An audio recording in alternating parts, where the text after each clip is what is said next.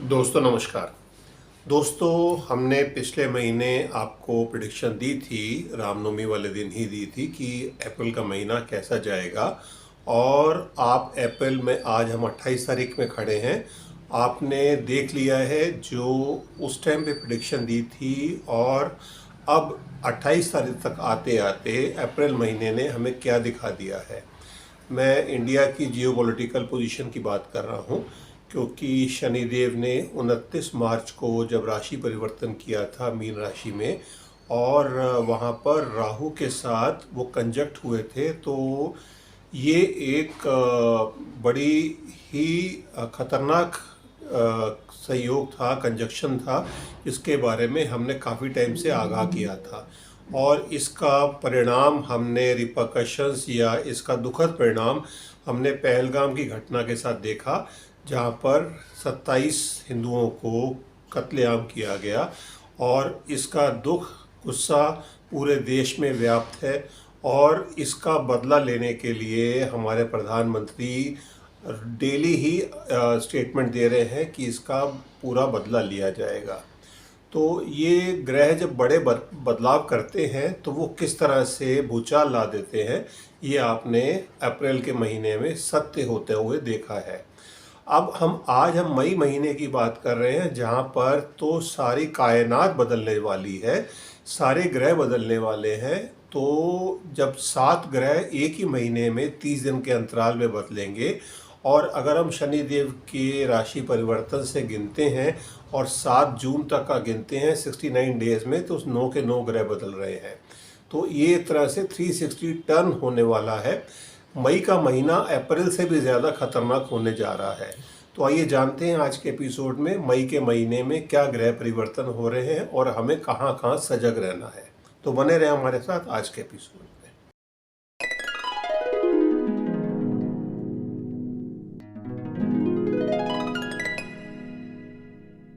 दोस्तों, आज 28 अप्रैल के दिन शनिदेव ने अपना नक्षत्र परिवर्तन किया है। शनिदेव पूर्व भाद्रपद से उत्तरा भाद्रपद नक्षत्र में आए हैं, जो शनिदेव का अपना ही नक्षत्र है। तो शनिदेव यहाँ पर काफ़ी कंफर्टेबल हो गए हैं और अब उनकी डिग्री भी बढ़ती जा रही है। और राहु देव अब अगले पड़ाव में जाने वाले हैं, कुंभ राशि में जाने वाले हैं। तो यहाँ से कुछ स्थितियाँ अलग होने वाली हैं जो हम अप्रैल में अभी तक देख कर आए हैं। तो ये पहला एक परिवर्तन है। नक्षत्र परिवर्तन बहुत इम्पोर्टेंट होता है जहाँ पर बड़े ग्रह इन्वॉल्व होते हैं, क्योंकि शनिदेव यहाँ पर लंबे समय तक रहने वाले हैं, यहीं पर आगे भी बढ़ेंगे और फिर 13 जुलाई को यहाँ पर वक्री भी होंगे। तो ये एक इम्पोर्टेंट ग्रह गोचर है। 30 तारीख को अक्षय तृतीया है, वो तो खैर एक शुभ दिन है, अलग बात है। अब हम सीधा मई में आ रहे हैं। मई के महीने में जो पहला ग्रह परिवर्तन है वो 7 तारीख को होने वाला है। 7 मई को बुध देव, जो 27 फरवरी को इधर मीन राशि में आए थे, जहां वो डेबिलिटेड हो गए थे, बट उनका नीच भंग शुक्र की वजह से मिला था, तो वो अब फाइनली बाहर आ रहे हैं। ये जो भी जमावड़ा था जिसमें 6 ग्रह इन्वॉल्व हुए थे, और वो अब मीन राशि से निकलकर मेष राशि में आ रहे हैं। तो बुधदेव को प्रिंस ऑफ ऑल प्लैनेट्स बोला जाता है। तो बुधदेव आगे बढ़ रहे हैं, और बुधदेव का आगे बढ़ने पर क्या नतीजा होगा, या मई में जो मेष राशि में आए हैं, तो इससे गर्मी बढ़ेगी और कुछ वेदर में अजीब पैटर्न चेंज होंगे। तो बुधदेव को, क्योंकि तूफान का देवता भी बोला जाता है, तो जगह जगह साइक्लोन या कुछ इस तरह की मूवमेंट, हवाएं तेज चलना, वो सब चीज़ें डेवलपमेंट होगी। क्लाइमेट चेंज में बुध का इन्वॉल्वमेंट रहेगा। इसके बाद अगला जो ग्रहीय परिवर्तन है वो बहुत इम्पोर्टेंट ग्रह परिवर्तन है। वो 14 तारीख को बृहस्पति देव वो राशि बदल रहे हैं, वृष राशि से निकलकर वो मिथुन राशि में जा रहे हैं, 3 नंबर की राशि में। तो मिथुन राशि वालों की तो बात अलग हो जाएगी, और ये देश दुनिया पे काफ़ी अलग तरह के परिवर्तन लाएंगे। बृहस्पति देव को हम जीव कारक ग्रह बोलते हैं, और इनको जब तक वो वृषभ में थे, जो वृषभ राशि अब छोड़ रहे हैं 14 मई को, तो आपने भी देखा और हमने भी पिछले साल ही बता दिया था जब वो मई में 1 मई को यहाँ पर आए थे कि इस साल में सोने में रिकॉर्ड तेज़ी आएगी, क्योंकि बृहस्पति देव गोल्ड को रिप्रेजेंट करते हैं और गोल्ड में हमने रिकॉर्ड बढ़ोतरी देखी है। अब जब अगले मई में वो 14 मई को चेंज हो रहे हैं और मिथुन में जा रहे हैं, तो हम गोल्ड में उतनी तेज़ी नहीं देखेंगे। ये एक प्रेडिक्शन है जिसको आप नोट कर सकते हैं, जिसको डिटेल में हम अलग एपिसोड में लेकर आएंगे। बट इससे मिथुन में जाने पर वो खाने पीने की चीज़ों में तेज़ी बहुत बढ़ जाएगी, महंगाई बहुत बढ़ जाएगी। इसको डिटेल में हम बृहस्पति के ग्रह गोचर को अलग से डिस्कस करेंगे। बट आपको सिर्फ इतना हिंट है कि इस साल में खाने पीने की चीज़ों में शॉर्टेज भी रहेगी और महंगाई बहुत बढ़ जाएगी। तो बृहस्पति का ये ग्रह परिवर्तन ये चीज़ दिखा रहा है। अब अगले दिन 15 मई को सूर्यदेव, जो सूर्य संक्रांति बोलते हैं, सूर्यदेव का राशि परिवर्तन होगा और सूर्यदेव वृषभ राशि में आ जाएंगे। सूर्यदेव वृषभ राशि में आ जाएंगे, गर्मी और बढ़ेगी। वो बट नेचुरल है, वो हर साल ही होता है। और बट इस साल क्या है कि कुछ जगह पर रिकॉर्ड गर्मी होगी और जो बुधदेव भी काफ़ी टाइम के बाद निकले हैं बाहर और सूर्यदेव अब वृषभ राशि में जा रहे हैं, और तो ये गर्मी को और बढ़ावा मिलेगा। इस साल गर्मी एक रिकॉर्ड दिखाने वाली है। तो सूर्यदेव का ये जो ग्रह गोचर है वो हर मंथ होता है, तो ये 15 तारीख को ये होने वाला है।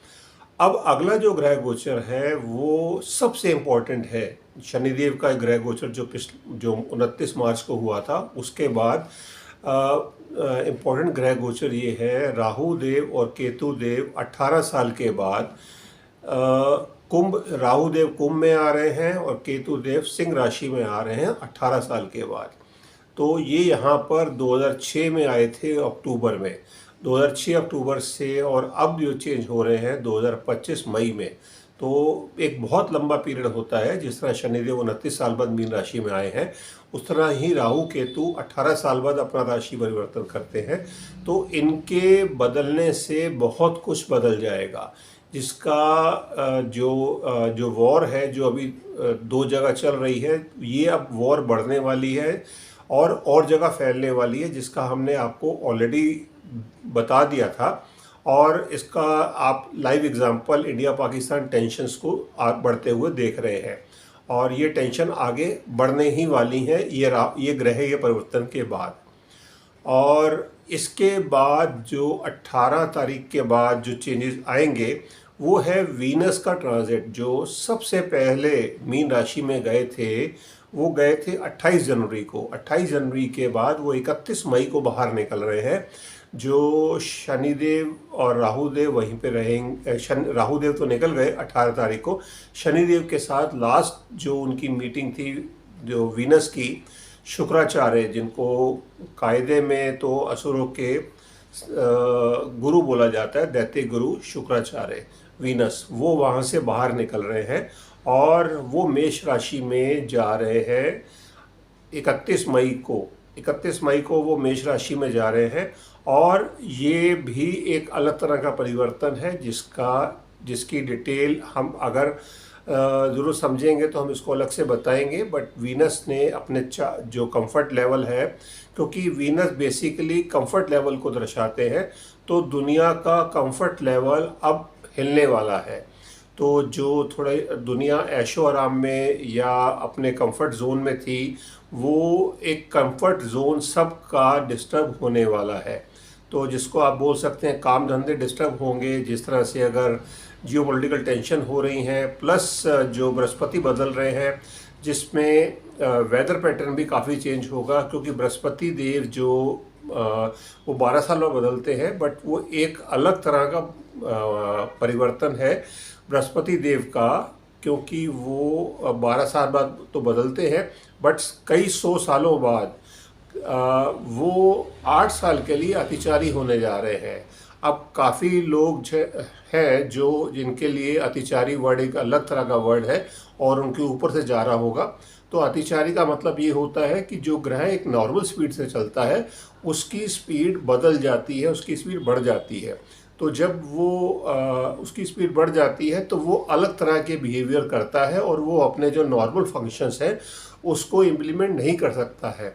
जिस तरह से हमने देखा कि मंगल देव पिछले 8 महीने से वक्री मार्गी हो रहे थे और अपनी दिशा बदल रहे थे। तो क्योंकि मंगल देव इंटेलिजेंस को और आर्मी को दिखाते हैं, जिसकी वजह से ये इंटेलिजेंस फेलियर हुआ और उसका रिपरकशंस हमने पहलगाम की घटना के तौर पे देखा। तो बृहस्पति देव बेसिकली जीवकारक ग्रह है और हमारी जो मदर अर्थ है इसके लिए वैक्यूम क्लीनर का काम करते हैं ब्रह्मांड में। तो ब्रह्मांड में जब वैक्यूम क्लीनर का काम करते हैं तो हमारे पृथ्वी की तरफ जो भी एस्ट्रॉइड्स आते हैं उनको वो सक कर लेते हैं ड्यू टू ग्रेविटेशनल फोर्स। तो जिससे पृथ्वी को नुकसान नहीं होता है और बृहस्पति देव अगर वो काम ना करें तो पृथ्वी कब की तबाह हो गई होती। तो अब ये जब वो अपनी जगह से हिल रहे हैं या डिस्टर्ब हो रहे हैं तो एस्ट्रॉयड के धरती से टकराने के चांसेस बढ़ जाएंगे, और जिसको कई साइंटिस्ट ने और नासा ने भी प्रिडिक्ट किया है कि आने वाले समय में कोई एस्ट्रॉयड धरती से टकरा सकता है। तो ये खगोलीय घटना होगी और जिसका एंटीसिपेशन ज्योतिष के माध्यम से भी किया जा सकता है और साइंस तो इसको बिल्कुल बता रही है। तो ये बृहस्पति देव जो हैं वो 8 सालों के लिए अतिचारी होने जा रहे हैं। 8 सालों के अतिचारी का मतलब ये है कि वो एक राशि में नॉर्मली भ्रमण 11 महीने, 12 महीने, 13 महीने में कंप्लीट कर लेते हैं। बट अतिचारी होने पर जिस तरह से वो मई में मिथुन में आएंगे और वो अक्टूबर में जाकर वो अगली राशि कर्क में चले जाएंगे।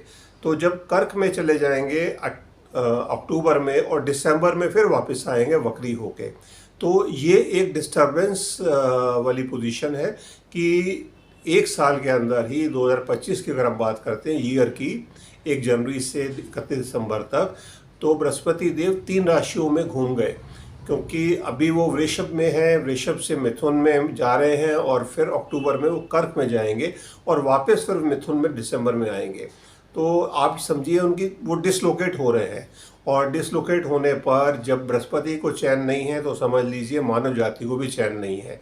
तो इस तरह के कई बदलाव हमें आने वाले समय में दिखने वाले हैं। इसके लिए हम सबको तैयार रहना चाहिए कि मई का महीना एक विस्फोटक महीना होने वाला है और वो कई तरह के परिवर्तन दिखाएगा। प्रिकॉशंस क्या है इस महीने के लिए, मई के लिए, कि जिस तरह से प्रकृति अपना रूप बदल रही है तो आप लोग और मानव भी अपना नए रंग दिखा रहा है। तो प्रकृति के प्रकोप से बचने के लिए आप लोग सी शोर पे ना जाएं जितना हो सके, बिकॉज सुनामी का खतरा है। इस महीने अलर्ट रहना चाहिए और पहाड़ों पर भी जितना हो सके अवॉइड करें। और मंगल तो नीच है तो अर्थक्वेक के होने के भी चांसेस हैं। तो फिंगर क्रॉस किसी के लिए भी किसी भी तरह से कोई नुकसान की खबरें ना आए, ये इसी कामना के साथ हम आज का एपिसोड समाप्त करते हैं। तब तक अगले एपिसोड में फिर हम आपसे मुलाकात करेंगे। तब तक के लिए भारत माता की जय। जय हिंद।